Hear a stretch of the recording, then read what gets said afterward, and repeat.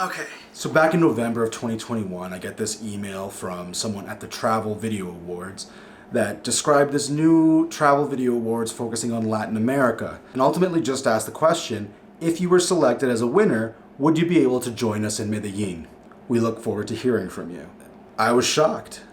I didn't even believe it. So here I am in Medellin, Colombia, and for the next 2 days, the Travel Video Awards have arranged all sorts of experiences and tours for me and my fellow award winners, ultimately culminating in the awards ceremony on Friday night. Then I have 2 full days in Medellin to sort of explore the city at my own pace before flying home to Toronto.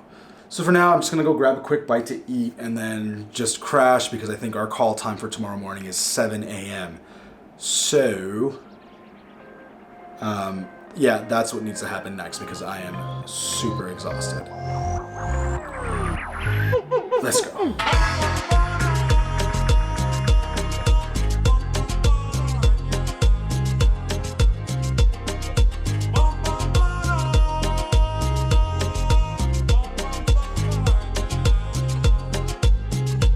This is Medellin, Colombia.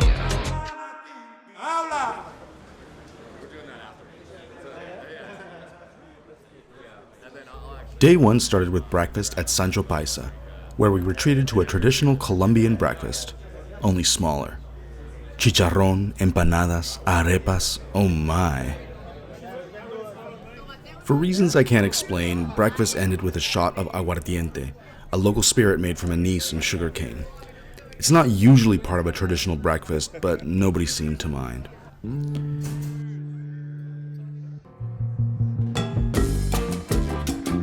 The next stop on the agenda was Alma del Bosque, where Daniel Piedrahita has assembled one of the biggest collections of orchids in the world.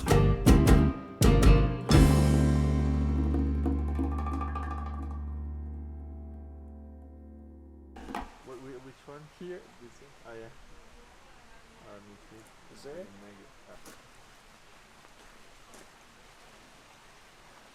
While I've never considered myself an orchidphile, if that's even a real word, it was hard not to get caught up in the passion for these unique flowers at Alma. So that's very, very important to preserve those orchids here in Colombia or in this place, because then later we can put it again in the forest. See? Then the tools come out. Yeah. Oh, yeah. See? There's always that. Yeah, you get it. Yeah, you can see it now. Yeah. Yes. And it goes. Now, Some of us may have enjoyed it a little Yeah. too much. Okay. I was pregnant. No, It's going to Not- grow up a new. it's not that orchid. easy.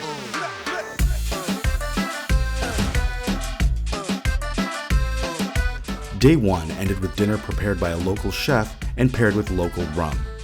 A lot of rum, courtesy of Ron Medellin.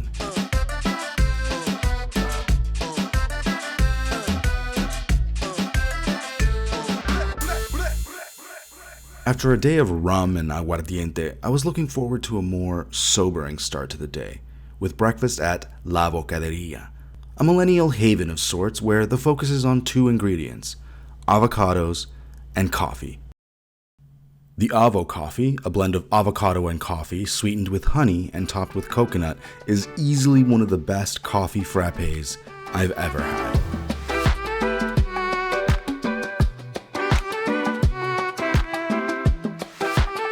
After breakfast, we toured one of Medellin's most notorious neighborhoods, Comuna 13.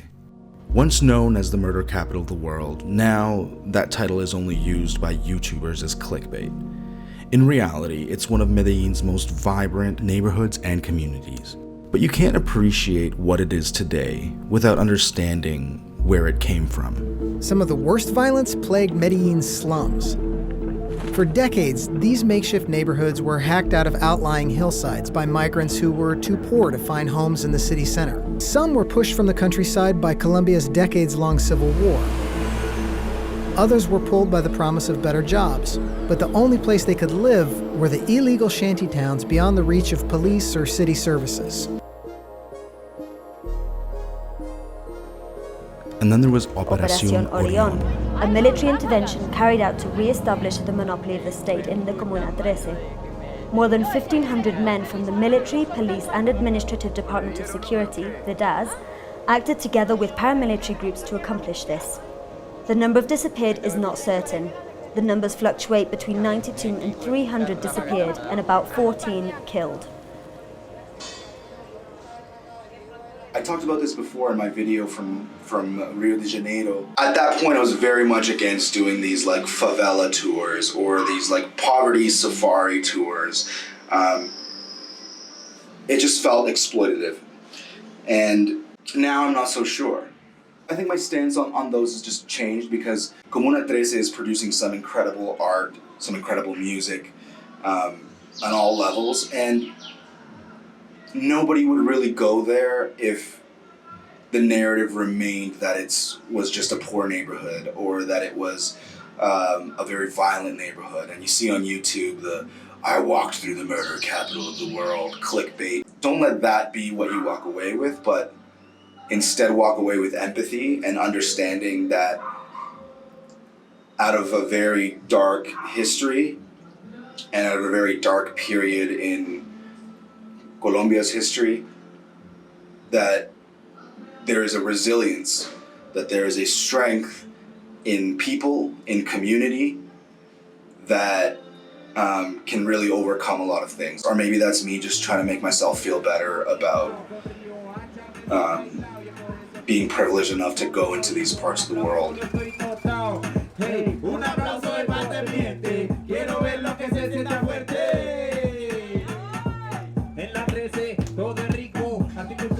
Se la dedico, en la 13 todo es rico, horticultura se la dedico, de la 13 pa' toda mi gente, disfrutando se siente el ambiente, de la 13 pa' toda mi gente, disfrutando se siente el ambiente. That night, the Travel Video Awards hosted an award ceremony at the Botanical Gardens to celebrate the work of all the incredible creators. I'll leave a link in the description to all the award-winning videos. Visited Mexico City, history, culture, and food. Will Ramirez.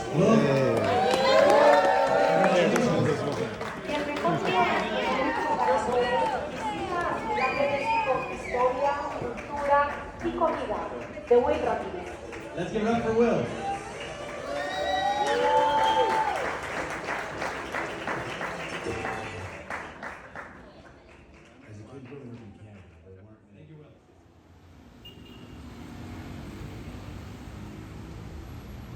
So now that the Travel Video Awards are officially over, I've got 2 full days on my own to explore Medellin. So we are in Laureles, and we're just gonna walk around, have some food, coffee, and see what's going on.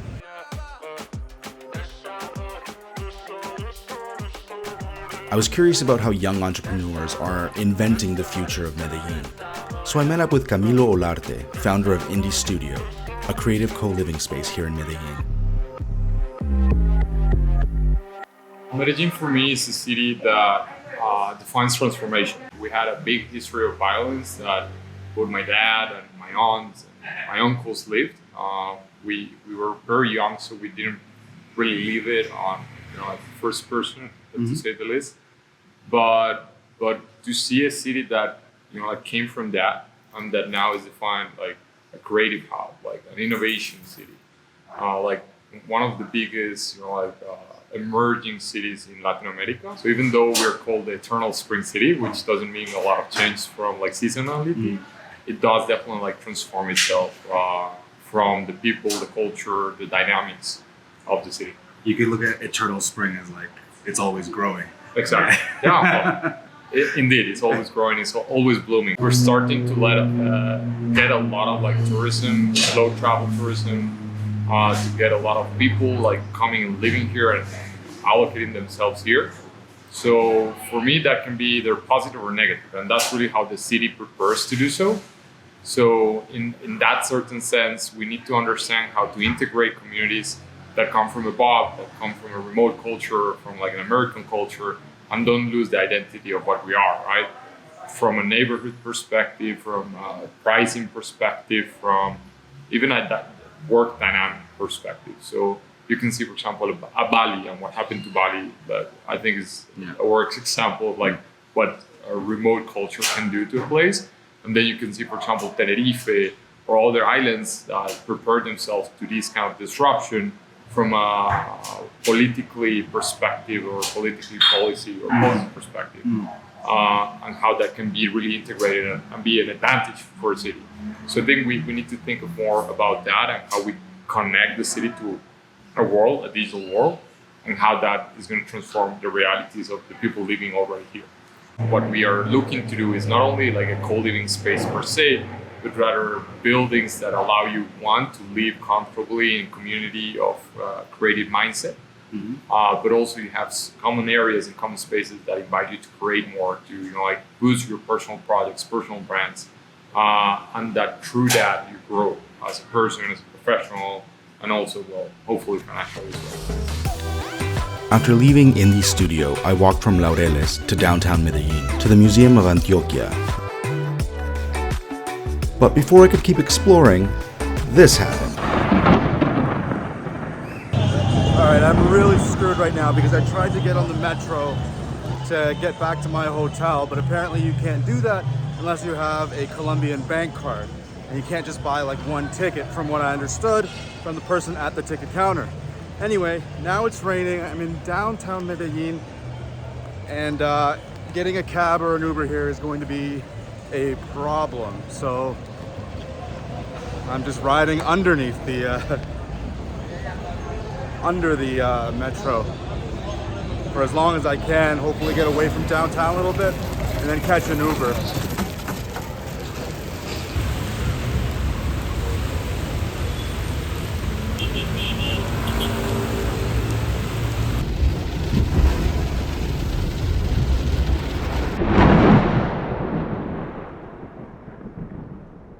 So I made it back to my hotel, and even in like the 2 seconds from getting out of the cab to getting into the lobby of the hotel, I got drenched. It was properly coming down.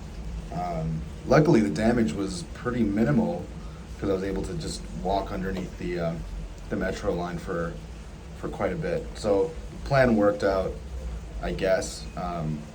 Just didn't end up taking the metro like I'd hoped, but oh well, maybe we can do that another day. Cab driver was telling me that there is a way to do it. You can just buy a single ticket, which seems like a logical thing to me, or you can just ask somebody to kind of like, you pay them to recharge their card and then they kind of swipe you in, or something like that. But anyway, the person at the ticket counter definitely would not just sell me a single ticket, so there's that.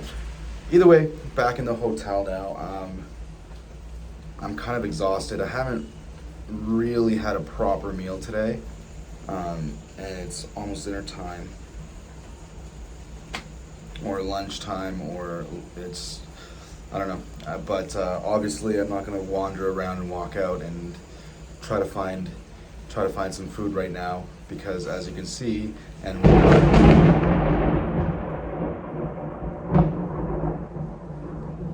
here, it is still storming quite violently. Not violently, it's coming down pretty hard, so it's not really the time to be walking around, but hopefully it passes. Otherwise, I'm gonna have to find out if there is Uber Eats here. I see a lot of delivery guys, so I'm sure there's some kind of food delivery service.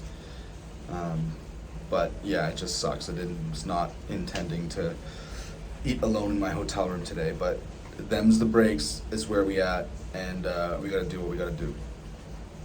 But now I honestly think I'm just gonna take a nap right now, to be honest. Long day walking in the sun, and then a little stressed out in the rain, but you know, good times. I'll catch up with you guys later.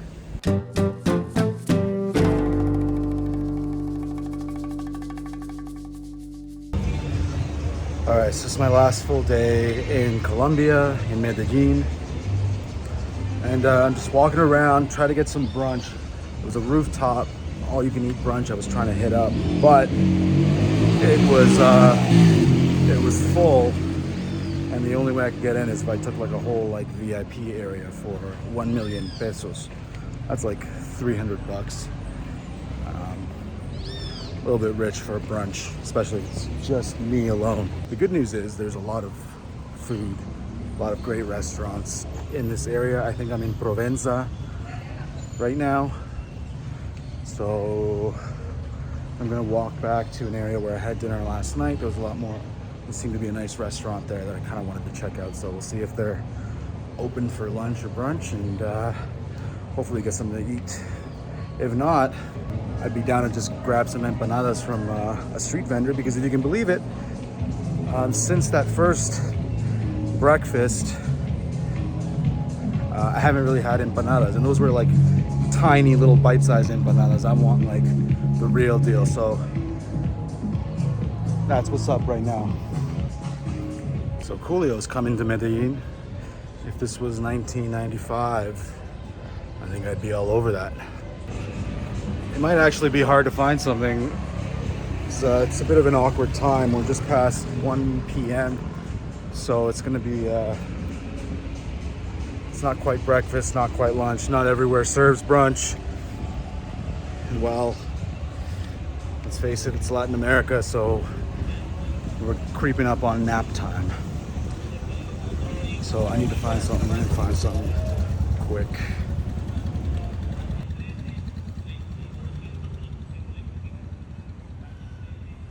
So I just passed by this empanada stand, and there was just some cops outside having their lunch, and I'm like, all right, serve me up two.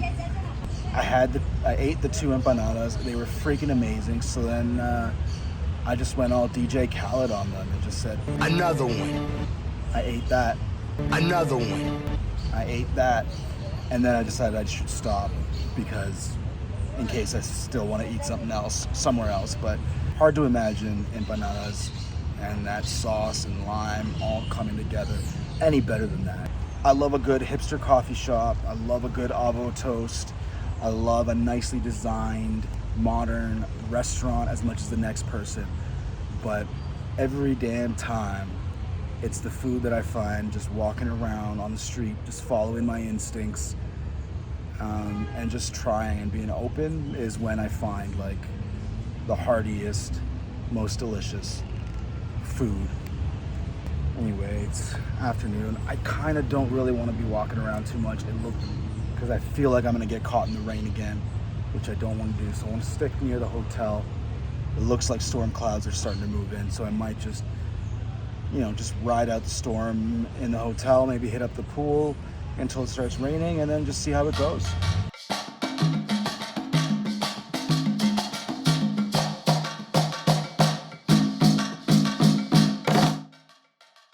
If all you know about Medellin is about crime and violence based on a popular Netflix series or the thousands of other movies that have been made about the cartels here in Colombia, then you're missing a huge part of the story. You're missing a huge element of culture. And that's generally what you hear about Latin America, whether it's Medellin or El Salvador or Mexico. It's stuck in its darkest days. So as much as you, I, or anyone else doesn't want to be defined by our darkest days, then a city like Medellin also doesn't want to be defined by its darkest times. So don't let that be. So if you take anything away from this video, and I hope I've done some justice as much as I could in the short time that I was here to the city, don't let it be defined by its darkest days. Understand the history, understand the complexities and the geopolitical situations that sort of contributed to those things, but don't write it off. Just like I wouldn't want you to write me off by my, worst days, and I wouldn't write you off by your worst days. I just want to thank the Travel Video Awards for, one, inviting me to Medellin, putting on an incredible event, giving me an award, and also just the incredible people that I've met who are so creative and talented. And I hope that you check out their work. I'll leave a description below to all the winners. Please check out the other winners, some incredible work. And it was truly an honor to be a winner amongst them. There's definitely a lot of imposter syndrome kicking in when I saw the quality of work and talent. And then you got me, who's sort of just running around a city with a GoPro, my phone, and this camera. So it's certainly inspiring me to do better, to keep pushing myself creatively, and put out some more great work. And hopefully you guys get to see that and join me in that journey. For now, thank you once again. Subscribe if you haven't already, and we'll see you in the next one. Peace.